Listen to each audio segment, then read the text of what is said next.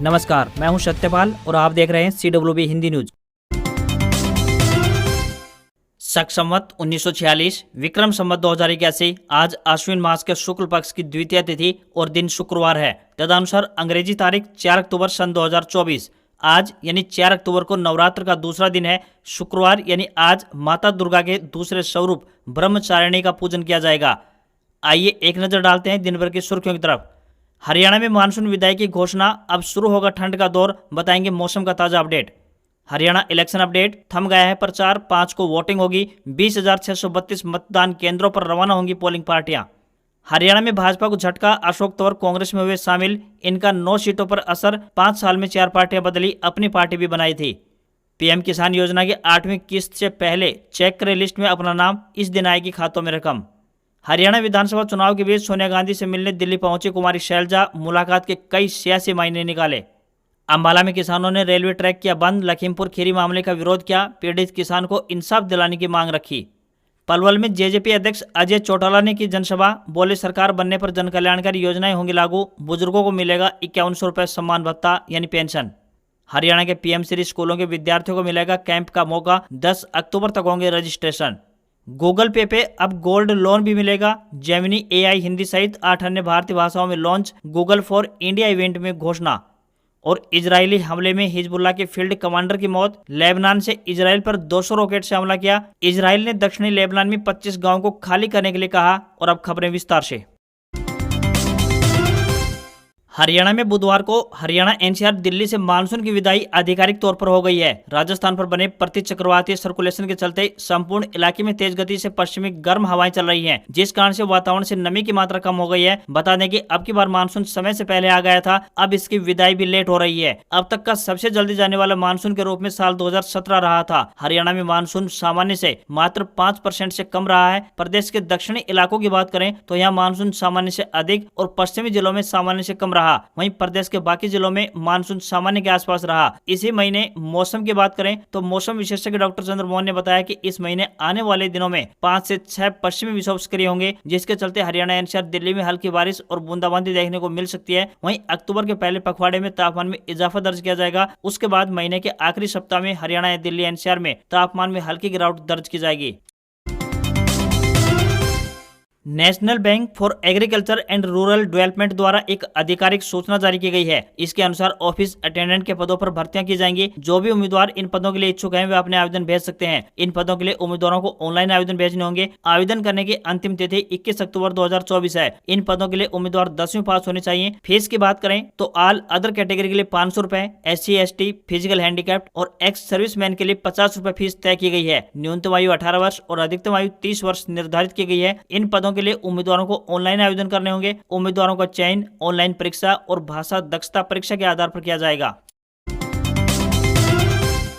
हरियाणा में विधानसभा चुनाव के लिए 3 अक्टूबर प्रचार का आखिरी दिन रहा। यहां 5 अक्टूबर को मतदान होगा और 8 अक्टूबर को चुनावी नतीजे घोषित कर दिए जाएंगे। मतदान से कुछ घंटे पहले का जो समय बचा हुआ है उसमें सूबे की सियासत में उठापटक चल रही है। कुछ ऐसा ही एक नया घटनाक्रम सामने आया है जिसने हर किसी को चौंका दिया है। भारतीय जनता पार्टी की टिकट पर सिरसा लोकसभा सीट से चुनाव लड़ने वाले अशोक तंवर ने फिर से कांग्रेस में वापसी कर ली है। बता दें कि कांग्रेस नेता राहुल गांधी महेंद्रगढ़ में पार्टी प्रत्याशी के समर्थन में चुनाव प्रचार करने पहुंचे थे और इस दौरान उनकी मौजूदगी में अशोक तंवर ने फिर से कांग्रेस पार्टी का दामन थाम लिया है। उन्होंने राहुल गांधी के साथ मंच साझा किया। बता दें कि अशोक तंवर की गिनती राहुल गांधी के बेहद करीबियों में होती थी, लेकिन पूर्व मुख्यमंत्री भूपेंद्र सिंह हुड्डा के साथ अनबन के चलते उन्होंने कांग्रेस पार्टी को छोड़ दिया था। कुछ समय तक वो आम आदमी पार्टी के बैनर तले संघर्ष करते रहे, लेकिन बाद में उन्होंने भाजपा ज्वाइन कर ली थी। इस बार उन्होंने बीजेपी की ओर से सिरसा से लोकसभा चुनाव लड़ा था, लेकिन कुमारी शैलजा के हाथों हार का सामना करना पड़ा था।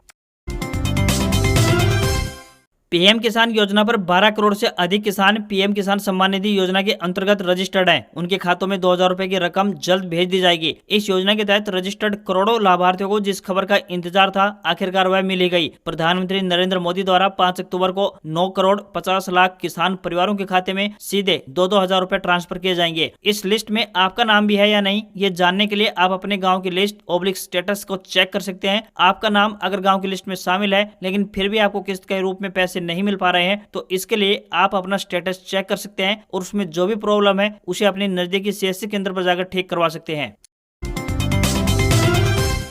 हरियाणा विधानसभा चुनाव में प्रचार के चलते गुरुवार को राहुल गांधी हरियाणा के नूह पहुंचे। यह एक मुस्लिम बाहुल्य इलाका है जिसे कांग्रेस का गढ़ माना जाता है। यहां से राहुल गांधी दक्षिण हरियाणा को साध रहे हैं। जनसभा को संबोधित करते हुए राहुल गांधी ने कहा कि देश भर में बीजेपी ने नफरत फैलाई है। आरएसएस और भाजपा दोनों संविधान को खत्म करना चाहते हैं, लेकिन कांग्रेस पार्टी ऐसा नहीं होने देगी। राहुल ने अंबानी और अडानी का नाम लिए बगैर मोदी सरकार पर निशाना साधते हुए कहा कि प्रधानमंत्री ने अपने दोनों दोस्तों के साथ 20 से 25 लोगों का अरबों रुपए का कर्जा छोड़ दिया, लेकिन किसानों का कर्जा माफ नहीं किया। उन्होंने कहा कि आज हरियाणा में बेरोजगारी चरम पर है। प्रदेश के युवा अपने घरों से कई किलोमीटर दूर काम करने को मजबूर हैं।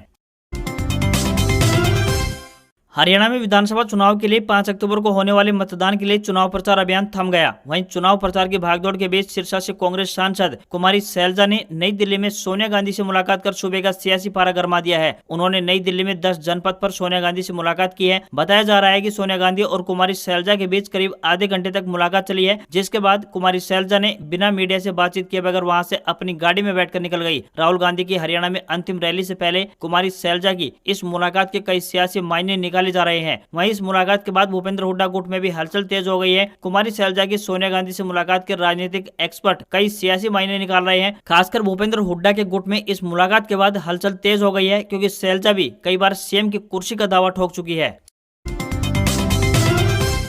हरियाणा के भिवानी के पीएम श्री राज्य के स्कूलों में पढ़ने वाले विद्यार्थियों के लिए एक अच्छी खबर आई है। 9वीं से 12वीं के विद्यार्थियों को अब मध्य प्रदेश के पंचमढ़ी, केरल और राजस्थान के जैसलमेर जैसे प्राकृतिक स्थलों पर भ्रमण करने का मौका मिलेगा। इस भ्रमण से विद्यार्थी प्रकृति का अध्ययन और अनुभव का विशेष अवसर प्राप्त कर पाएंगे। 23 अक्टूबर से नेचर स्टडी कैंप की शुरुआत होने जा रही है। इस दौरान विद्यार्थी पेड़ पौधे, पहाड़, समुद्र, जंगल, झरने, मरुस्थल और वन्य जीवों के बारे में जानकारी प्राप्त करेंगे। इसके अतिरिक्त विद्यार्थी ट्रैकिंग, तैराकी, घुड़सवारी, ऊंट की सवारी का आनंद भी उठाएंगे। कैंप में पीएम श्री स्कूलों के 3440 विद्यार्थियों का चयन किया जाएगा। विशेषज्ञों की देखरेख में विद्यार्थियों द्वारा विभिन्न क्रियाकलाप किए जाएंगे। जैसलमेर के लिए पहला बैच 5 से 11 नवंबर, दूसरा 12 से 16 नवंबर और तीसरा बैच इसके बाद निर्धारित किया जाएगा। इस योजना के तहत हर पीएम श्री स्कूल से कम 10 विद्यार्थी और एक पुरुष एवं एक महिला शिक्षक का पंजीकरण होना जरूरी है। 10 अक्टूबर तक ऑनलाइन पंजीकरण करवाया जा सकेगा। भिवानी जिले के स्कूली विद्यार्थी जैसलमेर का दौरा करेंगे। इन चयनित विद्यार्थियों को उनके माता पिता की सहमति और मेडिकल परीक्षण के बाद भ्रमण पर भेजा जाएगा।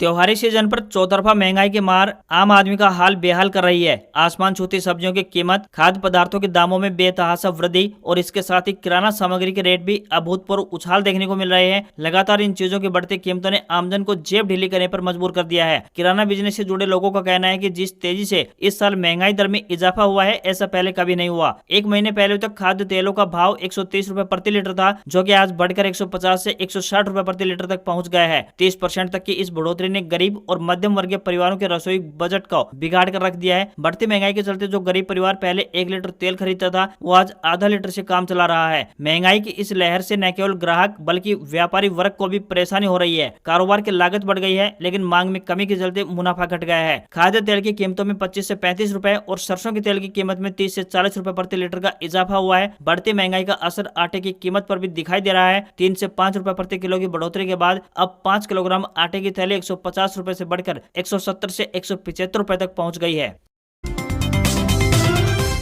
हरियाणा विधानसभा चुनाव के लिए प्रचार वीरवार शाम थम गया है। चुनाव प्रचार के आखिरी दिन सभी राजनीतिक दलों के दिग्गज नेताओं ने प्रदेश के अलग अलग जगहों में रैली और जनसभाएं की। अब 90 सीटों के लिए 5 अक्टूबर को एक ही दिन मतदान होगा। वहीं 8 अक्टूबर को चुनाव परिणाम घोषित कर दिए जाएंगे। मतदान को लेकर पोलिंग पार्टियां आज मतदान केंद्रों पर रवाना होंगी। राज्य में कुल मिलाकर 20,632 मतदान केंद्र बनाए गए हैं। सबसे ज्यादा केंद्रों की बात करें तो फरीदाबाद सीट पर 1650 केंद्र है, जबकि सबसे कम डबवाली विधानसभा क्षेत्र में 400 केंद्र है। इसके बाद पंचकुला में 455 मतदान केंद्र बनाए गए हैं। चरखी दादरी में आयोजित रैली में कार्यवाहक मुख्यमंत्री नायब सिंह सैनी ने कांग्रेस नेताओं पर जमकर निशाना साधा। तंज कसते हुए कहा कि अभी तो कांग्रेस की सरकार भी नहीं बनी और अभी से पार्टी के नेता हिस्से बांटने लगे। कांग्रेसियों के पास सूत है कपास और वो लट्ठम लट्ठा हो रहे हैं। नायब सिंह सैनी ने दादरी हलके से भाजपा प्रत्याशी सुनील सांगवान की जनसभा में पहुंचे लोगों को 17 मिनट संबोधित किया। कार्यवाहक मुख्यमंत्री ने पूर्व मुख्यमंत्री भूपेंद्र सिंह हुड्डा व सांसद दीपेंद्र हुड्डा पर तंज कसते हुए कहा कि बापू बेटा प्रदेश में जाकर हिसाब मांग रहे हैं। उनके इस आचरण पर सैनी ने शायरी सुनाते हुए कहा कि दिल फिल्मी कसक, चेहरे पर नकाब लिए फिरते हैं, जिनके खुद के भाई खाते खराब हैं, वो हमारा हिसाब लेने के लिए फिरते हैं। नायब सिंह सैनी ने कहा कि कांग्रेस के नेता झांसा देने और झूठ बोलने में माहिर हैं, उनके बहकावे में नहीं आना चाहिए और 5 अक्टूबर को कमल के निशान पर वोट डालकर 8 अक्टूबर को भाजपा को जिताना है। नायब सिंह सैनी ने कहा कि मैंने भूपेंद्र सिंह हुड्डा से 10 सवाल पूछे थे और एक का भी जवाब नहीं मिला। आज दादरी की सरदारी के बीच खड़ा होकर एक और सवाल पूछता हूं। भूपेंद्र सिंह हुड्डा बताएं कि ये तुषार कौन है, जिनकी दीपेंद्र हुड्डा व चौधरी उदयभान के साथ फोटो है। इसके बाद कहा कि मैं बता दूं, ईडी ने तुषार को पकड़ा है और उसने 5,000 करोड़ की ड्रग सप्लाई कर युवाओं का भविष्य बर्बाद किया है। आज हमें हरियाणा और राजस्थान की मंडियों के कुछ ताजा भाव प्राप्त हुए हैं, जो कि इस प्रकार से हैं। शिवानी मंडी की बात करें तो कपास का भाव 8,200 रुपए प्रति क्विंटल, नया नरमा 7,601 रुपए प्रति क्विंटल। शिवानी मंडी में ग्वार का भाव 5,410, चना का भाव 7,650 रुपए प्रति क्विंटल, सरसों का भाव 6,450, गेहूं का भाव 2,770 रुपए प्रति क्विंटल। शिवानी मंडी में बाजरा का भाव 24 रुपए प्रति क्विंटल, मूंग का भाव 6,000 से 7,200 रुपए प्रति क्विंटल और शिवानी मंडी में जौ का ताजा भाव 24 रुपए प्रति क्विंटल रहा। आदमपुर मंडी की बात करें तो ग्वार का भाव 5460, सरसों 41.75, लैब का भाव 6420 रुपए प्रति क्विंटल, नया नरमा का भाव आदमपुर मंडी में 7,449 और कपास का भाव 8,180 रुपए प्रति क्विंटल रहा। सरसों के भाव की बात करें तो सिरसा मंडी में 6,100 से लेकर 6,500 रुपए प्रति क्विंटल, संग्रह मंडी में सरसों का ताजा भाव की बात करें तो 6,496 रुपए प्रति क्विंटल, शिवानी मंडी में नॉन कंडीशन सरसों का भाव 5,925 रुपए प्रति क्विंटल, हिसार मंडी की बात करें तो 6,100 से लेकर 6,200 रुपए प्रति क्विंटल सरसों का ताजा भाव रहा। अलवर मंडी में सरसों का भाव 6,700 रुपए प्रति क्विंटल, खैरतल मंडी में 6,700, दिल्ली मंडी में सरसों का ताजा भाव 6,625 रुपए से लेकर 6,675 रुपए प्रति क्विंटल रहा। हरियाणा की चरखी दादरी में सरसों का ताजा भाव 6,600 रुपए से लेकर 6,650 रुपए प्रति क्विंटल, सरसों के खड़ का भाव चरखी दादरी मंडी में 2,670 रुपए प्रति क्विंटल और जयपुर मंडी में सरसों का ताजा भाव 7,000 से लेकर 7,025 रुपए प्रति क्विंटल रहा। हरियाणा का चुनावी सीन हर दिन बदल रहा है। बीजेपी और कांग्रेस ने दिल्ली से सटे इस राज्य में अपनी पूरी ताकत झोंक रखी है। मुख्य मुकाबला की बात करें तो इन्हीं दोनों दलों में है। बीते 10 से 12 दिनों में भाजपा यहाँ रिकवरी मोड में नजर आई है और उसने कई चीजों को ठीक किया है। दूसरी तरफ कांग्रेस ने अपने पक्ष में दिख रहे मोमेंटम को बनाए रखने के लिए भी दिन रात एक कर रखा है। हरियाणा की 90 सीटों पर 5 अक्टूबर को एक साथ वोट डाले जाएंगे। प्रदेश में हवा का रुख की बात करें तो पोलिंग से 2 दिन पहले तक कांग्रेस 40 से 50 और भाजपा 22 से 32 सीटों पर मजबूत दिख रही है। बीजेपी की सीटों का आंकड़ा बहुत हद तक इस बात पर भी डिपेंड रहेगा कि साइलेंट वोटर आखिरी समय में किस तरफ जाता है और जाट दलित वोट बंटते हैं या फिर नहीं। वहीं साध्वी यौन शोषण केस में सजा काट रहा डेरा सच्चा सौदा प्रमुख राम रहीम पोलिंग से ठीक पहले पैरोल पर बाहर आ चुका है। राज्य के 2 दर्जन से ज्यादा सीटों पर डेरे का प्रभाव है और वह आधा दर्जन से ज्यादा सीटों पर रिजल्ट प्रभावित कर सकता है। इसका फायदा भाजपा को मिलने का अनुमान लगाया गया है। अन्य दलों की बात करें तो इनेलो बीएसपी गठबंधन 1 से 5 और निर्दलीय 4 से 9 सीटों पर आगे रह सकते हैं। दर्जन भर सीटों पर वह मुख्य टक्कर में भी है। दुष्यंत चौटाला की जननायक जनता पार्टी जेजेपी और सांसद चंद्रशेखर आजाद की आजाद समाज पार्टी यानी एएसपी कहीं भी फाइट में नजर नहीं आ रही है। चुनौतियों की बात करें तो भगवा पार्टी के लिए भीतरघात और बागी मुश्किल पेश कर सकते हैं। वहीं कांग्रेस की बात करें तो पोलिंग से 48 घंटे पहले तक सीटों के लिहाज से वह सबसे बड़ी पार्टी तो बनती दिख रही है, लेकिन 2 हफ्ते में उसका ग्राफ धीरे धीरे जिस तेजी से गिरा है वह अपने आप में चौंकाने जैसा है। रेलवे भर्ती सेल यानी आरआरसी ने ग्रुप सी और ग्रुप डी के पदों पर भर्ती निकाली है। उम्मीदवार इंडियन रेलवे की वेबसाइट wcr.indianrailways.gov.in पर जाकर आवेदन कर सकते हैं। एजुकेशनल क्वालिफिकेशन की बात करें तो मान्यता प्राप्त बोर्ड या संस्थान से कक्षा 10वीं पास होनी चाहिए। साथ ही ITI का सर्टिफिकेट भी होना चाहिए। आयु सीमा की बात करें तो 18 से 33 वर्ष निर्धारित की गई है। सैलरी की बात करें तो पद के अनुसार 18,000 रुपए से लेकर 63,200 रुपए प्रति माह मिलेगी। सिलेक्शन प्रोसेस की बात करें तो लिखित परीक्षा और उसके बाद डॉक्यूमेंट वेरिफिकेशन से सिलेक्शन किया जाएगा। भारतीय मोबाइल मेकर लावा अग्नि सीरीज का अपना नया स्मार्टफोन लावा अग्नि 3 आज यानी 4 अक्टूबर को लॉन्च करने जा रही है। कंपनी ने स्मार्टफोन का टीजर अपने सोशल मीडिया प्लेटफॉर्म और वेबसाइट पर जारी कर लॉन्च की जानकारी दी है। टीजर में दिखाई दे रहे स्मार्टफोन के बैक में कैमरा पैनल पर भी डिस्प्ले दिया गया है, जिसमें म्यूजिक प्ले और कॉलिंग की सुविधा दी गई है। स्मार्टफोन में 6.78 इंच का full HD+ curve display, 64 megapixel camera और मीडियाटेक डायमेंसिटी 7300 प्रोसेसर मिल सकता है। पावर बैकअप की बात करें तो 66 वाट चार्जिंग सपोर्ट के साथ 5000 mAh की बड़ी बैटरी भी इस स्मार्टफोन में मिलने की उम्मीद दिखाई दे रही है। स्मार्टफोन की शुरुआती कीमत की बात करें तो 18,000 रुपए हो सकती है। रिपोर्ट्स के मुताबिक फोन की बैटरी 16 मिनट से भी कम समय में 50% चार्ज हो जाएगी। भारतीय शेयर बाजार में साल की चौथी बड़ी गिरावट देखने को मिली है। सेंसेक्स 1769 अंक की गिरावट के साथ 82,497 के स्तर पर क्लोज हुआ, तो वही निफ्टी में भी 546 अंक की गिरावट रही और ये 25,250 के स्तर पर बंद हुआ। ऑटो, एनर्जी, फाइनेंस और बैंकिंग शेयर्स में ज्यादा गिरावट रही। ईरान और इजराइल के बीच युद्ध की आशंका के कारण ग्लोबल मार्केट में ये नेगेटिव सेंटीमेंट बना है। भारतीय शेयर बाजार के मौजूदा वैल्यूएशन भी बढ़े हुए हैं, खासकर मिड और स्मॉल कैप सेगमेंट में। बाजार में इस कारण अच्छा खासा करेक्शन दिख सकता है। 10 ग्राम 24 कैरेट सोने का भाव 274 रुपए बढ़कर 75,762 रुपए पर पहुंच गया है। वहीं चांदी की कीमत में भी तेजी दिखाई दी है और ये 1,048 रुपए बढ़कर 90,930 रुपए प्रति किलोग्राम पहुंच गई है। दिल्ली में 10 ग्राम 22 कैरेट सोने की कीमत 71,250 रुपए और 10 ग्राम के ही 24 कैरेट सोने की कीमत 77,710 रुपए पहुंच गई है। आज खबरों में बस इतना ही। देखते रहिए आपका अपना हरियाणा का सबसे बेहतरीन news channel CWB Hindi news. नमस्कार। इसी आशा के साथ आपका दिन शुभ रहे।